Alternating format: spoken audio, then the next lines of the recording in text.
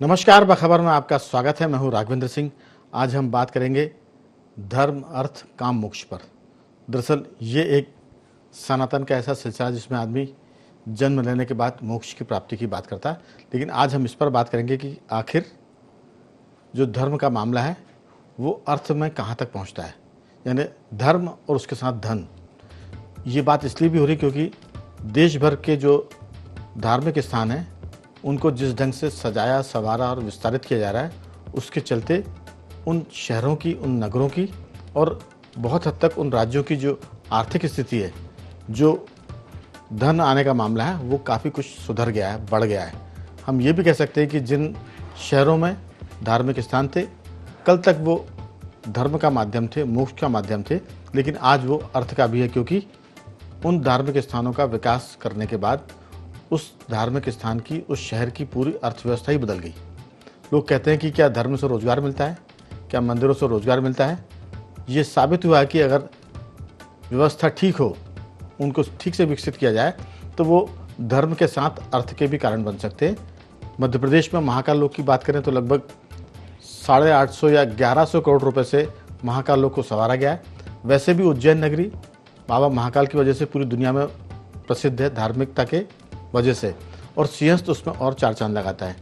इस चीज़ को बढ़ाने के लिए वहाँ महाकाल लोक बना, और जब से उज्जैन में महाकाल लोक बना है, उज्जैन की अर्थव्यवस्था, उसका विकास कम से कम 10 गुना बढ़ गया है। ये चौंकाने वाला आंकड़ा हो सकता है, लेकिन जो लोग जाते हैं, जो लोग रहते हैं, वो इस बात की तस्दीक भी करते हैं। आज हम बात इसलिए भी कर रहे हैं क्योंकि मध्य प्रदेश के मुख्यमंत्री डॉक्टर मोहन यादव धार पहुँचे, और धार लगभग 1000 वर्षों से 800 वर्ष तो मेरे ख्याल से उस विवाद को हो गया है।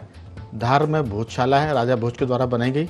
उस भोजशाला में सरस्वती देवी की प्रतिमा, जिसे वाग्देवी कहते हैं, वो वहाँ थी। अंग्रेज उसे वहाँ से ले गए भोजशाला से। उसके बाद वो विवादों में आई। कमाल पाशा थे, उनकी एक दरगाह वहाँ बनी, लोग मस्जिद बना के नमाज पढ़ने लगे, लेकिन सरस्वती माता के मंदिर को लेकर विवाद बना रहा।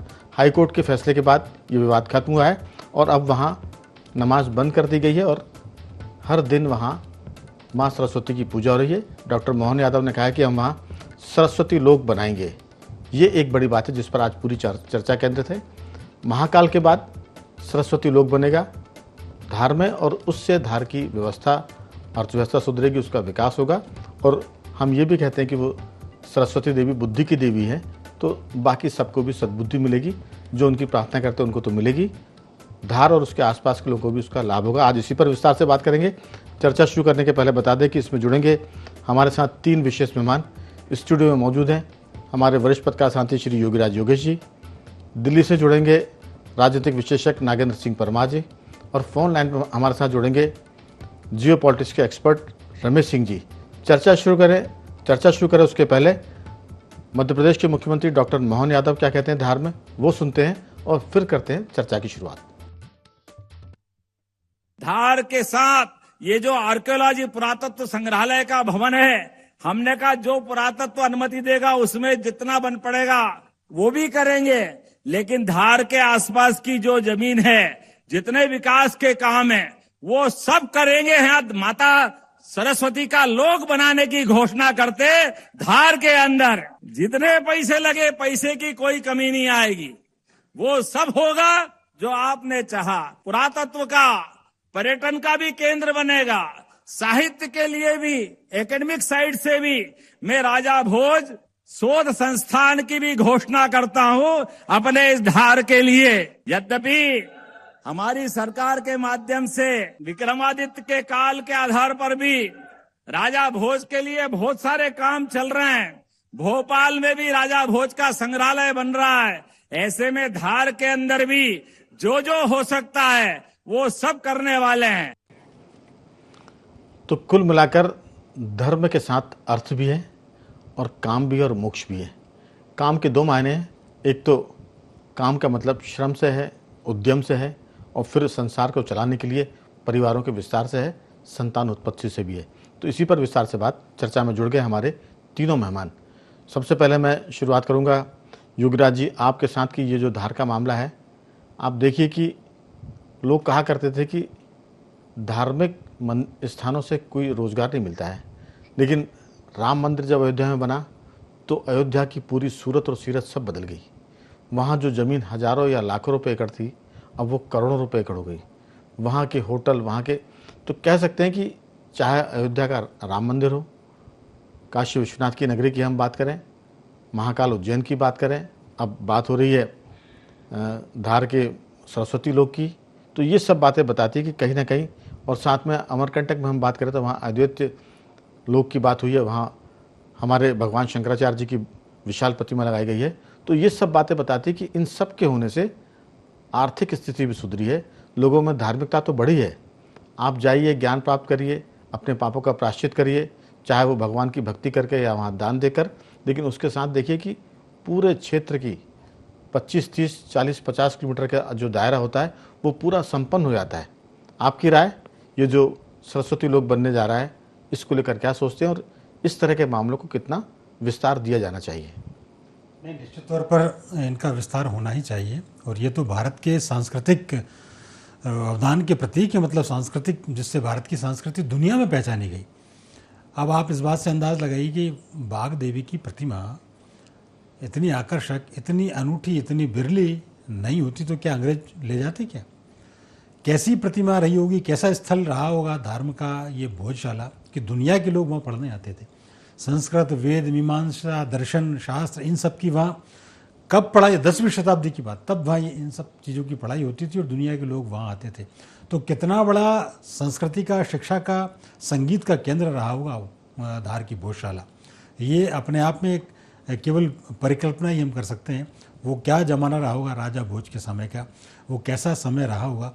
और आप ये देखिए, कुछ आक्रमणकारियों ने, कुछ अत्याचारियों ने उसको मिटा दिया, मिटाने की कोशिश करी, लेकिन आप देखिए ये नियति है कि वापस वो उसी भव्य रूप में, और अब मुख्यमंत्री जी ने घोषणा कर दी कि उसको सरस्वती लोक के रूप में विकसित किया जाएगा।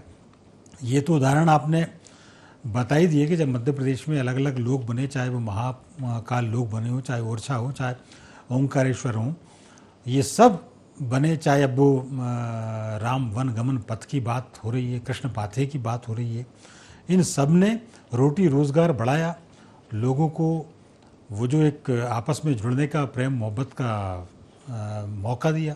तो ये सारे वो स्थल हैं जो आपके सांस्कृतिक धरातल को विश्व के पटल पर आरोपित करते हैं और दुनिया में भारत का नाम रोशन करते हैं। यही वो चीज़ें जिससे भारत की पहचान विश्व में है। ये वो सांस्कृतिक केंद्र बिंदु हैं देश के, कि जिनको देखने, जिनको समझने दूर दुनिया से लोग आते हैं, शोध करते हैं। और ये ऐसे संस्थान, ऐसी जगह दुनिया में अन्यत्र कहीं नहीं है। इस बात के कई प्रमाण हैं। और जब लोग यहाँ, वैज्ञानिक जब यहाँ आते हैं, वो शोध करते हैं, जब वो अपना शोध पत्र जारी करते हैं, तब तो हमारे भारत में कुछ लोगों को मालूम होता है कि ऐसे केंद्र हमारे यहाँ हैं। और ऐसे केंद्रों को मिटाने की कोशिश की गई। अब यदि बनाने की कोशिश की जा रही तो मुख्यमंत्री के लिए साधु बात, और निश्चित तौर पर धार की फिजा बदल जाएगी। अभी तक धार लोग जाते हैं, लेकिन क्या कहते हैं, अरे चलो मांडू घूम के आते हैं। मांडू पर्यटक स्थल, बड़ा पर्यटक स्थल बना हुआ, लेकिन भोजशाला से ज़्यादा पर्यटक स्थल क्या होगा? ये विश्व का पर्यटन केंद्र है, संस्कृति का केंद्र है, संगीत का केंद्र है। तो इसको विकसित किया ही जाना चाहिए। और मुझे ऐसा लग रहा है कि जब ये लोक बनेगा, सरस्वती लोक बनेगा, तो इंदौर और धार वैसे भी निकट हैं, आवागमन बहुत तेज़ी से बढ़ेगा, उस क्षेत्र का नक्शा बदल जाएगा। और चूंकि वो थोड़ा वन साइड पड़ता है, तो हो सकता है ये सरस्वती लोक बनने से वहाँ लोगों की आवाजाही बढ़े और वो मुख्य केंद्र बिंदु बन जाए संस्कृति का और पर्यटन का। देखिए, इंदौर के पास एक देवास शहर है, वो औद्योगिक केंद्र बना। इंदौर के बाद सरकार ने उपनगर बनाया। मुझे लगता है कि धार भी जो है इंदौर के पास है और वो संस्कृति और शिक्षा का केंद्र बनेगा, क्योंकि वहाँ भोजशाला है। और मांडू का आपने जिक्र किया, तो मांडू से ज़्यादा महत्वपूर्ण है वो। मांडू तो सिर्फ हम बात कर सकते हैं बादशाहों की, नवाबों की, या रानी रूपमती की बात कर सकते हैं, लेकिन जो सरस्वती देवी हैं वो तो अनंत काल से हैं। तो मुझे लगता है कि मुख्यमंत्री ने वहाँ कहा भी है कि जिस तरह देवास का विकास हुआ है इंदौर के निकट होने के कारण, उतना लाभ धार को नहीं मिला है। अब धार की बारी है विकास के मामले में। तो मुझे लगता है कि जो धार के चतुर लोग हैं, समझदार लोग हैं, वो धार के आसपास ज़मीनें खरीदना शुरू कर देंगे, क्योंकि उनको मालूम है कि इसके बाद वहाँ ज़मीन के दाम भी बढ़ेंगे, होटल रेस्टोरेंट भी खुलेंगे और शिक्षा का केंद्र तो बनेगा, क्योंकि सरकार करेगी हम इसको शिक्षा का केंद्र भी बनाएंगे, क्योंकि माँ सरस्वती देवी का वहाँ स्थान रहा है। मैं नागेंद्र जी आपकी तरफ सबसे आखिरी में आऊँगा। हमारे साथ फ़ोन लाइन पर जुड़े हैं रमेश सिंह जी। रमेश सिंह जी, ये जो सारा मामला है, दतिया की बात हो रही है कि दतिया में भी बगलामुखी देवी का एक धाम बनेगा, सलकनपुर में देवी का धाम बना दिया गया है, और तो ये बहुत सारी बातें हैं।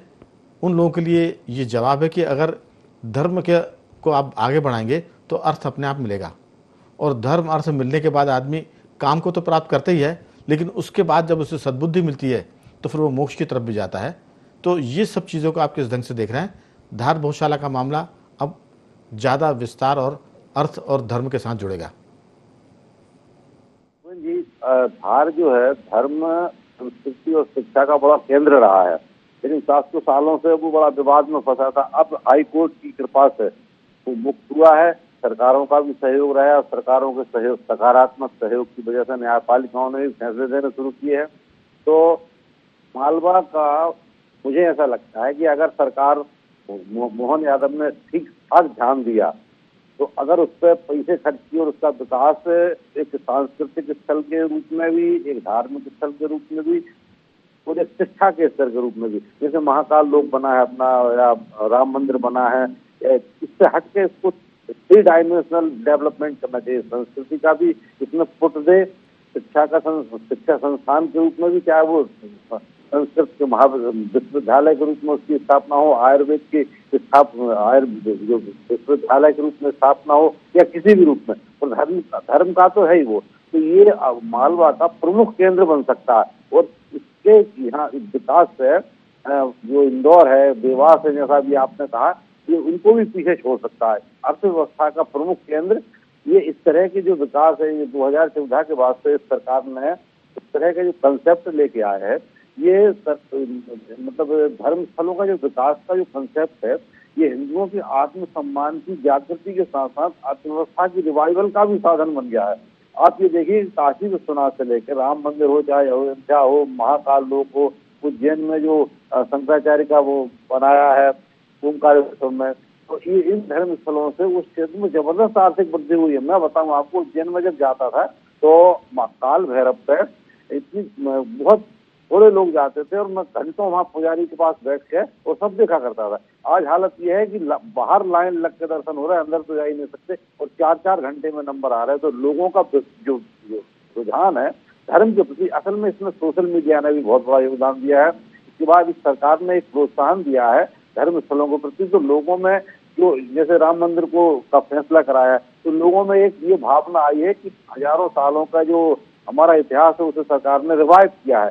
तो एक प्रोत्साहन आया, सोशल मीडिया के माध्यम से इनकी जागृति आई है, तो लोग वहाँ जा रहे हैं। इसका अर्थव्यवस्था पे एक स्थान जैसे महाकाल उज्जैन, इसका 100 किलोमीटर के दायरे में इसका अर्थव्यवस्था पे असर पड़ता है। राम मंदिर का जो वो हुआ है उसका कम से कम 200 किलोमीटर के दायरे में विकास हुआ है। इसके पहले हम देखते हैं दक्षिण भारत के मंदिरों में इस किस्म का आर्थिक केंद्र था, अर्थव्यवस्था के केंद्र से, धर्म के केंद्र से वैष्णो देवी था, इधर ये शिरडी के साईं बाबा थे। लेकिन अब ये नए सिरे से ये सरकार कर रही है कि इसका बहुत बड़ा फायदा लोकल में लोगों को मिल रहा है। लोकल में जो इंफ्रास्ट्रक्चर बन रहा है वो उसका बहुत बड़ा फायदा मिल रहा है। अच्छा, स्थानीय आधारभूत ढांचा जो है उसका बहुत विकास होता है। राघवन जी, मैंने उज्जैन में ये काल भैरव के यहाँ से एक जो पुल बनाया है छिपरा में, वो यहाँ पहले बियाबान होता था, लोगों को निकलने में घबराहट होती थी, लेकिन आप देखिए पुलों का जाल बन गया, रोडों का जाल बन गया, घाटों का जाल बन गया। तो ये जो इंफ्रास्ट्रक्चर बनता है, इससे लोकल में भी लोगों को फायदा होता है और अर्थव्यवस्था का लाभ तो इसमें होता ही है। बिल्कुल। अच्छा, आपने जी रमेश जी, दरअसल एक बात और है कि इससे जो धर्म और संस्कृति के प्रति लोगों का झुकाव होता है उनको जानकारी भी मिलती है। अभी तक ये होता है कि सनातन के लोग बहुत ज़्यादा प्रोग्रेसिव हो जाते हैं तो वो धर्म को छोड़ते हैं, लेकिन इस बहाने जब वो यात्राएं करेंगे तो दीगर की हम बात करें कि ईसाई और इस्लाम धर्म के लोग अपने बच्चों को सब चीज़ें बताते समझाते हैं। अब इस बहाने क्या होगा कि जो सनातनी हैं उनके भी परिवार के लोग, उनके बच्चे लोग, इस तरह से ही उनको ज्ञान प्राप्त होगा, जानकारी मिलेगी और वो अपने सनातन को समझ पाएंगे। हम अगली जनरेशन की बात करें जो सोशल मीडिया पर ज़्यादा एक्टिव होती है, जो मंदिरों में कम जाया करती है, लेकिन वो इस बहाने जाने का आकर्षण भी होगा और जानकारी भी मिलेगी। नागेंद्र जी, आप तो जहाँ बैठे हुए वहाँ से अमृतसर भी पास है। आप देखिए कि अमृतसर में स्वर्ण मंदिर की वजह से पूरे अमृतसर की अर्थव्यवस्था बदली हुई है। आप राजस्थान के भी निकट है, तो आप देखिए राजस्थान तो भले ही मरुभूमि है, रेगिस्तान है, लेकिन धन की वहाँ बारिश होती है क्योंकि श्रीनाथ जी बैठे हुए हैं। बहुत सारे ऐसे लोग हैं जो उनसे पार्टनरशिप भी करते हैं। तो ये जो मामला है ठाकुर जी का, धर्म से आप देखिए कि आस्था तो ठीक है, मोक्ष भी है, लेकिन अर्थ भी मिलता है, ये बातें साबित हो रही हैं। आपकी राय? बिल्कुल, देखिए राघवेंद्र जी, आप एक चीज मान के चलिए कि यात्राएं होती है, वो यात्राएं हर व्यक्ति को ज्यादा समझदार आपकी आवाज बनाती है, बहुत कम आ रही सीखने है। जानने का मौका मिलता है, उसे ज्ञानवान बनाती है। और अगर उन यात्राओं में आपके धार्मिक स्थल जुड़ जाते हैं, जो पिछले कुछ समय से मैं ऐसा मानता हूँ कि नागेंद्र जी, आपकी युवाओं आवाज में, कम आ ना रही है, थोड़ा सा केवल युवाओं में, मोबाइल का हर वॉल्यूम बढ़ाएंगे आप? आपकी आवाज कम आ रही है, मोबाइल का वॉल्यूम बढ़ाएंगे तो शायद आवाज बढ़ेगी। मेरी आवाज अब आ रही है राघवेंद्र जी? मेरी आवाज जी, आ रही है? आप थोड़ी सी आई, लेकिन चलिए बोलिए, समझ में तो आ रहा है। मैं देखिए राघवेंद्र जी, होता क्या है कि जी, यात्राएं हैं जो व्यक्ति को वो सीखने और जानने को, समझने का, उसको ज्ञान को बढ़ाती हैं। और जब कोई यात्राएं जी, धार्मिक हो जाती हैं तो वो और काफी महत्वपूर्ण हो जाती है इस मामले में। क्यों महत्वपूर्ण हो जाती है? देखिए, पिछले कुछ समय से हम देखें तो एक बदलाव देश में हमें जानने को मिलता है, और मध्यम वर्ग में वो ज्यादा बदलाव है कि लोग पहले पर्यटन के लिए, घूमने फिरने के लिए ज्यादा जाया करते थे, लेकिन पिछले कुछ समय से आप देखिए कि धार्मिक स्थलों पे जाने में लोगों की रुचि बढ़ी है। और धार्मिक स्थलों में जाते हैं तो कहीं ना कहीं वो सहपरिवार जाते हैं, तो विशेषकर जो युवा पीढ़ी और बच्चे हैं, उनको भी सीखने और जानने को मौका मिलता है। और हमारे सामने आपने बताया, ना केवल अमृतसर को देखिए, वैष्णो देवी को देखिए, काशी विश्वनाथ को देखिए, आप अयोध्या को देखिए, राजस्थान में अनेक स्थल ऐसे हैं। और ये पूरी वो जगह है जहां व्यक्ति जाता है, अपनी धार्मिक परंपराओं को, ज्ञान को सीखता है, संस्कृति को नजदीक से देखता है, और ना केवल देखता करता है, इस बहाने से उस प्रदेश का, उस जगह का कम से कम आर्थिक विकास में भी योगदान बनता है प्रत्यक्ष रूप से। और हमारे यहाँ तो कहा भी गया है ना, हमारी परंपराओं में तो कहा भी गया कि धर्मो रक्षित ही रक्षित है। कहा भी गया कि धर्म धर्म की रक्षा करते तो धर्म हमारी रक्षा करते हैं। और ये विशेषकर आप धार के मामले में तो और महत्वपूर्ण हो जाता है, क्योंकि धार वो जगह है राजा भोज की जगह। राजा भोज का, राघवेंद्र जी, आप देखिए कि आज किसी व्यक्ति के 2 या 4 शोध पत्र आ जाते हैं, या 2 या 4 किताब वो लिख देता है, तो वो बहुत ज्ञानवान माना जाता है। राजा भोज कौन थे? वो एक सामान्य शासक नहीं थे। राजा भोज वो थे जिनको व्याकरण में, संस्कृत में, वास्तुशास्त्र में, खगोल विज्ञान में, चिकित्सा जैसे में 84 ग्रंथों की ऐसी माना जाता है कि उन्होंने 84 ग्रंथ लिखे हैं, और उन्हें उनकी गूढ़ समझ थी राजा भोज को। तो अगर ना केवल सरस्वती शाला के बनने के बाद में यहाँ, जैसा राजा भोज के लिए भी कहा है कि वही भोजशाला भी यहाँ बनेगी, तो मैं मानता हूँ कि यहाँ आस्था के साथ साथ हमारी प्राचीन परंपराएं वो भी जीवित होगी, हमारा ज्ञान भी जीवित होगा, हमारी संस्कृति भी जीवित होगी। और ये एक नए पुनरुत्थान की शुरुआत मैं से मानता हूँ, जो सरकार करने जा रही है इस बहाने से, इस तरीके से इसे देखना। बिल्कुल आप ठीक कह रहे हैं, लेकिन योगी राज जी, सिर्फ जो बात हम काशी विश्वनाथ की कर रहे हैं या वैष्णो देवी की बात कर रहे हैं, लेकिन आप देखिए कि अमरनाथ यात्रा कितने लोग जाते थे और कितनी संख्या बढ़ गई, पूरा इलाका बदल गया। केदारनाथ, बद्रीनाथ जी की आप बात करिए तो वहाँ इतनी मात्रा में श्रद्धालु पहुँच रहे हैं, जिनको सरकार को कहना पड़ा कि अभी दर्शन बंद कर रहे हैं, रजिस्ट्रेशन बंद कर रहे हैं, क्योंकि वहाँ भीड़ बहुत हो गई है। इसी तरह आप देखें, अमरनाथ के बाद हम गुजरात की बात करें, द्वारकाधीश जी की बात करिए आप, तो जितने भी हैं, चाहे सावरिया सेठ राजस्थान की बात कर लें, नाथ द्वारा की बात कर लें, श्री जी की बात कर लें, तो मुझे लगता है कि जो धार्मिक स्थान हमारे रहे हैं वो धर्म के साथ साथ अर्थ को भी पोषित करते थे। और काम तो सब जगह है, माने पशु पक्षी से लेकर सब जगह है, लेकिन वो काम के साथ साथ उद्यम भी कराते हैं। भगवान कृष्ण जो है धन ऐसे नहीं देते। वो देखिए आप, गुजरात के लोग कितने उद्यमी, द्वारकाधीश जी वहाँ मौजूद है। राजस्थान के लोग पूरी दुनिया में उद्यम करने के लिए जाते हैं, उद्योग करने के लिए जाते हैं, व्यापार के लिए जाते हैं। तो भगवान की सेवा के साथ आपको उद्योग की बात भी होती है, व्यापार की बात भी होती है, और धर्म के साथ साथ वो परिवार और संसार को भी सुखी रखने की बात करते हैं। मुझे लगता है कि ये एक अच्छी शुरुआत है, और इससे किसी धर्म को हानि नहीं होगी, किसी विचार को हानि नहीं होगी। जो वहाँ पहले से था उसी को पुष्पित और पल्लवित करने की बात हो रही है। भारत तो ऐसा बुक है जहाँ दुनिया के सारे धर्म मौजूद हैं, और सारे धर्म बिना किसी भय के, बिना किसी, जिसे कहते हैं ना, लोभ मोह के आगे बढ़ रहे हैं। आपकी राय? नहीं, ये तो वो स्थल हैं धर्म के, भारत का तो सनातन जो धर्म है उसमें तो हिंदू नहीं, जो भी उसमें आएगा उसका कल्याण होगा, चाहे वो कोई सी भी धर्म का उपासक रहा हो। और ये तो चैतन्य स्थल है। अब धार की भोजशाला हो, सरकार करे या ना, इनका इंट्रोडक्शन तो इतना बड़ा है कि दुनिया में पहले से ही जाने जाते हैं। आपको केवल उसको सजाने और संवारने की आवश्यकता है, जो काम मोहन सरकार ने अपने हाथ में लिया। क्योंकि ये किसी परिचय के मोहताज नहीं है। राजा भोज के बारे में दुनिया जानती है, सरस्वती साक्षात वहाँ विराजमान है, ये दुनिया जानती है। ये तो कुछ चोर लुटेरे आक्रमणकारी ने उसको नष्ट करने की कोशिश की, लेकिन वे खुद नष्ट हो गए।